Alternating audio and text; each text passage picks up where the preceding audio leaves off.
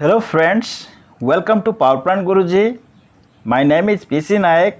इस वीडियो में हम डिस्कशन करेंगे एक टरबाइन का स्टीम में मॉइस्चर कंटेंट रहने से एक टरबाइन के कंपोनेंट्स में कितने प्रकार का और क्या क्या इरोजन और कहाँ कहाँ पे ये सारे इरोजन होते हैं उसका ऊपर डिस्कशन करेंगे।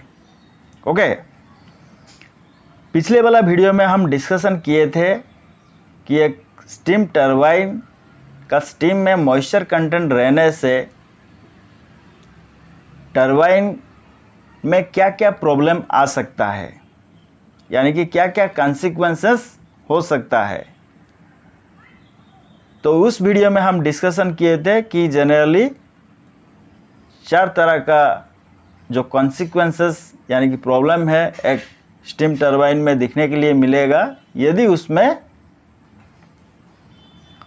उसका स्टीम में मॉइस्चर कंटेंट रहेगा। तो उस वीडियो में हम डिस्कशन किए थे, पहला जो प्रॉब्लम था loss due to loss of turbine efficiency due to moisture present in turbine steam. Okay, तो जो सेकंड प्रॉब्लम है erosion of turbine components due to presence of moisture in steam, इस वीडियो में हम डिस्कशन करेंगे। Clear? उम्मीद करता हूँ वीडियो आपको पसंद आएगा। यदि आपको वीडियो पसंद आएगा तो इसको लाइक शेयर ज़रूर कीजिएगा। यदि आप चैनल पर पहली बार आए हैं इसी तरह का टेक्निकल वीडियो देखने के लिए आप मेरे चैनल को ज़रूर सब्सक्राइब कर सकते हैं। ओके, तो चलिए आगे बढ़ते हैं। इरोजन जो टरबाइन में होगा ड्यू टू मॉइस्चर स्टीम में रहने से, वो जनरली 3 तरह का यानी कि 3 डिफरेंट टाइप ऑफ इरोजन रहेगा वेट स्टीम या मॉइस्चर स्टीम में रहने के वजह से। क्या क्या है ना? पहला है impact erosion. Impact erosion. Number 2 में वायर ड्रॉइंग इरोजन। नंबर 3 में वॉशिंग इरोजन। ओके, तो ये जो 3 तरह का इरोजन एक टरबाइन का इनसाइड में फॉर्मेशन होगा, तो ये टरबाइन का कौन सा कंपोनेंट में होगा इसको हम आगे बढ़ के जानेंगे। ओके, ये impact erosion, wire drawing erosion और वॉशिंग इरोजन, ये तीनों जो डिफरेंट टाइप का इरोजन है ये डिफरेंट लोकेशन में होता है एक टरबाइन का इनसाइड में। इनसाइड का जो कंपोनेंट्स है वहाँ पे, तो कहाँ कहाँ पे होगा आगे हम बढ़ के जानेंगे। ओके, तो पहला हम लोग पहले हम डिस्कशन करेंगे इम्पैक्ट इरोजन। इम्पैक्ट इरोजन कहने से आप क्या समझते हैं ना? एक टरबाइन का इनसाइड में जो कंपोनेंट्स रहता है वो कंपोनेंट का सरफेस में जब स्टीम में जो मॉइस्चर या वाटर ड्रॉपलेट रहेगा वो जब कोलिजन्स यानी कि जब वो धक्का होगा उस सरफेस के साथ, जिस तरह का इरोजन क्रिएट होगा उसको हम इम्पैक्ट इरोजन कहते हैं। ओके, तो जनरली ये जो इम्पैक्ट इरोजन है ये टरबाइन का मूविंग ब्लेड में होता है। जो मूविंग ब्लेड जो मूव करता है यानी कि जो रोटर के साथ लगा हुआ रहता है मूविंग ब्लेड, उसका टिप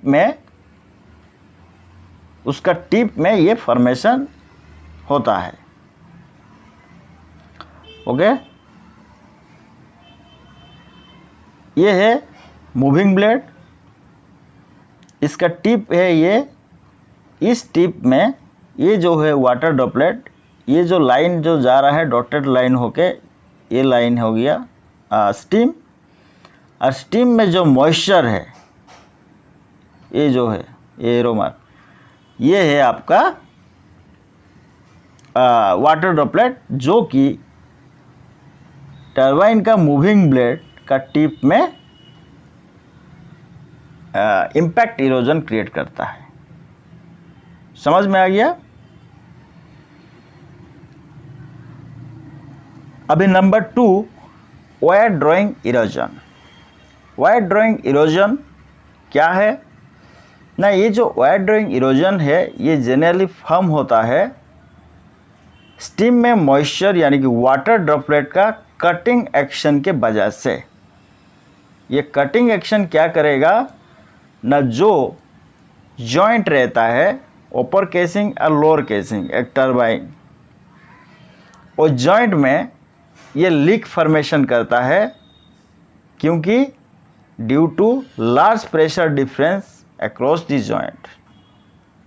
इनसाइड केसिंग का इनसाइड में हाई प्रेशर रहता है और आउटसाइड में एटमॉस्फेरिक प्रेशर रहता है। ये हाई प्रेशर मॉइस्चर कंटेंट या वाटर ड्रॉपलेट ये क्या करेगा ना, लीक फॉर्मेशन करेगा। ओके, और ये जो इरोजन है ये एक सेल्फ एक्सेलरेटिंग प्रोसेस होता है, यानी कि इस प्रोसेस को सपोर्ट करने के लिए कुछ दूसरा प्रोसेस ज़रूरत नहीं होता है। ये खुद अपने आप ये लीकिंग या वायर ड्राइंग इरोजन को आगे बढ़ाते जाता है। ओके, कैसे ना, जो स्मॉल लीकेज होगा due to cutting action, water droplet का कटिंग एक्शन के वजह से ये लीक जो है ये बढ़ते ही जाता है। इस तरह का जो लीकिंग या इस तरह का जो इरोजन है वायर ड्राइंग इरोजन, ये जनरली स्टीम पाइपिंग में कॉमन रहता है, जहाँ पे कि फ्लांज जॉइंट रहता है। उस फ्लांज जॉइंट को ये क्या कर रहा है ना, लीकेज कर देता है due to cutting action. Okay, ये एक टरबाइन का ऊपर केसिंग है और ये लोअर केसिंग है। ओके, तो जब नॉर्मल ऑपरेटिंग कंडीशन रहता है एक टरबाइन का, उसका जो हॉरिजॉन्टल जॉइंट है वो ऐसे रहता है जहाँ पे आपका लीक जो है नहीं होता है। क्लियर? लेकिन इस हॉरिजॉन्टल जॉइंट में से लीकेज कब होगा ना, जब टरबाइन को हम ऑपरेट इम्प्रॉपर ऑपरेट करेंगे।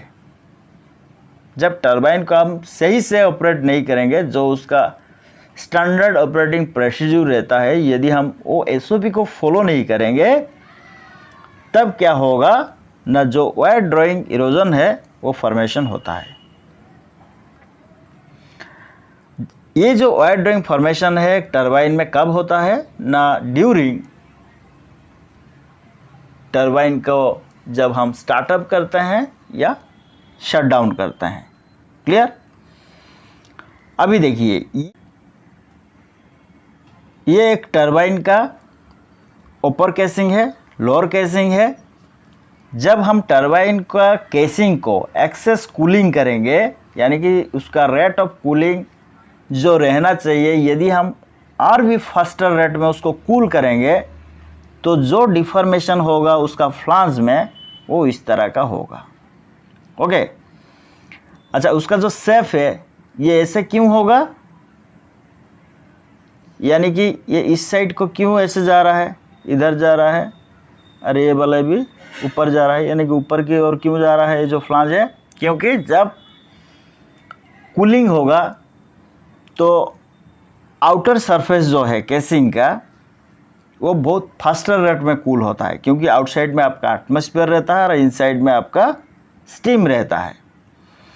तो जिसके चलते जो माइक्रोस्ट्रक्चर है जिस मेटल में बना हुआ है वो ठंडा होने से, जब गर्म होता है तो एक्सपांसन करके रहता है, जब ठंडा होगा तो स्क्वेज हो जाएगा, यानी कि सिकोड़ता जाएगा। तो इसीलिए ये ऊपर की ओर जाएगा आउटर साइड में, जिसके चलते जो फ्लांज लगा हुआ होगा वो लीक फॉर्मेशन करेगा वहाँ पे। क्लियर हो गए? अभी जब एक्सेस हीटिंग हम लोगों करेंगे, जब एक्सेस हीटिंग करेंगे तो फ्लांज जॉइंट जो है वो इस तरह का होगा हॉरिजॉन्टल में। ऐसे क्यों हो जाएगा? क्योंकि ड्यू टू एक्सेस हीटिंग जो मेटल है, जो स्ट्रक्चर में बना गया है, माइक्रोस्ट्रक्चर जो है वो क्या होगा ना, एक्सपांड करेगा, वो हुआ मैंने यानी कि एलोंगेशन होगा। तो उसके चलते ये ऐसे ओवल टाइप का उसका जो डिफॉर्मेशन है उस तरह का दिखेगा, और जो फ्लांज जॉइंट जो रहता है बीच में वो इस तरह से वो ऊपर की ओर उठ जाएगा, जो ऊपर केसिंग है। क्लियर? क्योंकि ये जो लोअर जो है ये तो सपोर्ट में रहता है, उसको मूव करने के लिए नीचे की ओर नहीं मिलता है, तो ऊपर की ओर फ्री एक्सपेंशन होने के लिए उसको इजी होता है, क्योंकि कुछ भी स्ट्रक्चर उसको ऑब्स्टैकल करके नहीं रखता है।